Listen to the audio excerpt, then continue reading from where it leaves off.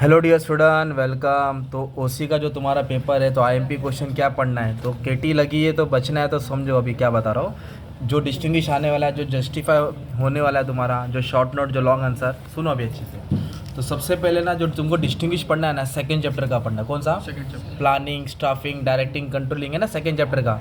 Page number 30 पे confirm है, exam में आने वाला ही है, उसको छोड़ना भी नहीं गलती से। एक डिस्टिंग्विश ये हो गया, और दूसरा आईएमपी दे दूँ जो कंफर्म है, वो है तुम्हारा ये चैप्टर का, कंज्यूमर चैप्टर का। कौन सा चैप्टर का?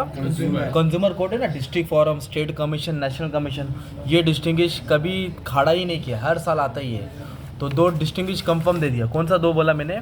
एक सेकंड चैप्टर का और एक 7 चैप्टर है ना कंज्यूमर, वो पढ़ना है। ठीक है, ये दोनों भी का एक्सप्लेनेशन दे दिया हूँ।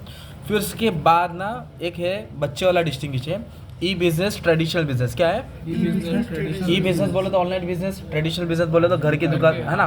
तो ये अगर डिस्टिंग्विश में नहीं है ना, तो ये आंसर तुमको जस्टिफाई में मिलेगा, कॉन्सेप्ट में आएगा। तो ये आंसर पढ़ना ही है, केस स्टडी भी इसके ऊपर आएगा। ठीक है, ऑनलाइन बिजनेस के ऊपर। फिर एक डिस्टिंग्विश है saving account, current account, FD account. कौन सा? सेविंग करंट, सेकंड 4 चैप्टर का है। Okay, 85 page number. फिर एक सेंट्रल बैंक, कमर्शियल बैंक पढ़ लेना। क्या पढ़ लेना? और एक बच्चे वाला डिस्टिंग्विश, तुम लोगों ने बचपन में पढ़ा था ना, रोडवे, रेलवे, वो भी डिस्टिंग्विश कर लो, लाइटली मत लेना। ठीक है, तो 1 2 3 4 5 ये 6 डिस्टिंग्विश होगा। कितना डिस्टिंग्विश हो गया? 6। और एक केस स्टडी का पेज नंबर दे दिया हूँ, है ना। पेज नंबर 34 में राम वाला है, 111 पे सात्विक वाला, यशवंत वाला। इसका स्क्रीनशॉट ले लो। इसमें से 3 केस स्टडी कंफर्म है, तुमको 2 लिखना है। ओके, और ये तुम्हारा कॉन्सेप्ट क्वेश्चन है। कितना क्वेश्चन है? कॉन्सेप्ट, मतलब तुमको 6 से 8 लाइन लिखना है। कितना लिखना है? 6 से 8। तो ऐसा मैंने बोर्ड पेपर 5-6 अपलोड कर लिया हो, तुम लोग चैनल पे देख लेंगे तो आइडिया आ जाएगा कि कॉन्सेप्ट कैसे लिखना है, केस स्टडी कैसे लिखना है। तो अभी मैंने डिस्टिंग्विश का आईएमपी दिया और केस स्टडी का आईएमपी दिया। ठीक है, और ये कॉन्सेप्ट क्वेश्चन है। एग्जाम में आएंगे कितने तुमको कॉन्सेप्ट क्वेश्चन? 8 आएंगे। कितने आएंगे? नहीं, 6 आएंगे, 4 लिखने के रहेंगे, 6 आएंगे। ठीक है, तो ये कॉन्सेप्ट है। और जस्टिफाई, क्या बोला मैंने अभी? तो जस्टिफाई में ना बच्चों लोग, सबसे पहले ना ये सेकेंड वाला, it is easy to setup e business compare to traditional business. मतलब ई बिजनेस को सेटअप करना आसान है, ट्रेडिशनल बिजनेस। तो ई बिजनेस का डिस्टिंग्विश है, वो उठा के डाल देना, है ना। फिर इसके बाद ये पढ़ना है, businessman should supply good quality product to consumer. मतलब बिजनेस वाले अच्छी क्वालिटी का गुड सप्लाई करना चाहिए। किसको? कंज्यूमर को। तो कंज्यूमर का ऊपर आंसर पड़े, वो उठा के डाल दो। कंज्यूमर है मैनी रिस्पॉन्सिबिलिटीज, आईएमपी क्वेश्चन है, बोला है कंज्यूमर की बहुत ड्यूटी होती है। यस, तो ये भी जस्टिफाई में आएगा।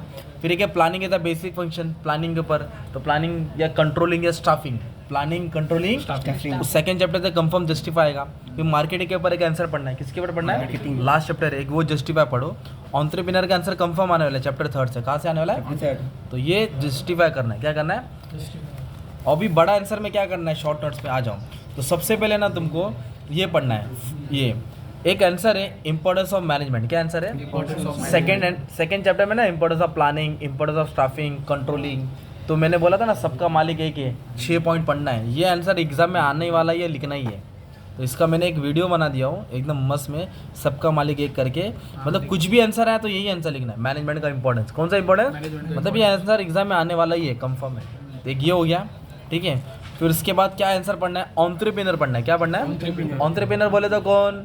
बिल गेट्स हो गया ना, अंबानी हो गया, अदानी हो गया। बिजनेसमैन को बोलते, क्या बोलते? डॉली चाय वाला, वड़ा पाव गर्ल, उन लोग बिजनेसमैन है। एंटरप्रेन्योर जो अपना एम्पायर खड़ा करता है ना, बड़ी बड़ी कंपनी होती है, तो उसके ऊपर एक क्वालिटी आएगा, ये पढ़ना है। ओके, 2 आंसर आईएमपी हो गया इधर। ओके, फिर इसके बाद टाइप्स ऑफ बैंक क्या है? कंफर्म है, 8 मार्क के लिए चांस दे रहा है। और function of warehouse, warehouse बोले तो गोडाउन, वेयर हाउस बोले तो गोडाउन में क्या करते हैं? गुड्स को स्टोर करते हैं ताकि इसकी क्वालिटी मेंटेन रहे, डिमांड सप्लाई को कंट्रोल करता है। और एक टाइप्स ऑफ बैंक क्या है तुम्हारा? है ना। ये 2 आंसर इधर ये हो गया। फिर जो ई बिजनेस का चैप्टर है उसमें ई बिजनेस का ना 2 आंसर पढ़ लेना। क्या पढ़ लेना? ई बिजनेस का नुकसान पढ़ो, डिसएडवांटेजेस। क्या पढ़ो? क्योंकि एडवांटेजेस आ चुका है, डिसएडवांटेजेस मतलब ऑनलाइन बिजनेस की बुराई क्या है, वो देखने नहीं देता है, डिलीवरी टाइम लेट होता है ना यार, वो वाला। और ऑनलाइन ट्रांजेक्शन में क्या क्या स्टेप है? रजिस्ट्रेशन करना पड़ता है, फिर ऑर्डर देना पड़ता है, फिर पेमेंट करना पड़ता है ना। ये आंसर हो गया। फिर उसके बाद कंफर्म 101% छाप लो दिमाग में, 2 आंसर। कंज्यूमर राइट्स क्या है? Consumer rights. कंज्यूमर राइट्स बोलेगा तो कंज्यूमर का क्या हक है ना यार, वो पढ़ना है। राइट टू सेफ्टी और कंज्यूमर रिस्पॉन्सिबिलिटी जो जस्टिफाई में बोला। और एक आंसर तुम्हारा इधर छुपा है, 14 प्रिंसिपल। क्या है? हेनरी बाबा का, है ना। तो हेनरी बाबा वाला आंसर पढ़ना है। इंपॉर्टेंस 2 हो गया, एंटरप्रेन्योर 3 हो गया, एंटरप्रेन्योर टाइप्स ऑफ बैंक हो गया, फंक्शन ऑफ वेयरहाउस 4 हो गया, इंश्योरेंस को छोड़ दो। और इसका एक डिस्टिंग्विश था पीछे, एक ये पढ़ना है, डिसएडवांटेजेस ऑफ ई बिजनेस, छोड़ दे इसको, बड़ा आंसर है। जम रहा तो पढ़ लेना। डिसएडवांटेजेस ऑफ ई बिजनेस पढ़ना है। फिर उसके बाद तेरे को क्या पढ़ना है मालूम है क्या? एक ये आंसर पढ़ना है। रिस्पॉन्सिबिलिटी वाला अगर पढ़ पाए तो पढ़ लो, वरना स्किप कर देना। पर कंज्यूमर राइट्स, कंज्यूमर रिस्पॉन्सिबिलिटी दोनों पढ़ो। क्या पढ़ो?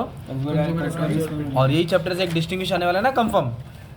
यही चैप्टर से क्या आने वाला है? एक डिस्टिंग्विश है ना।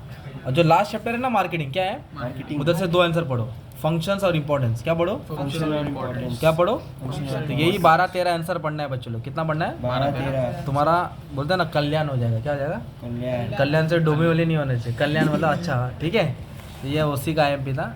Thank you very much.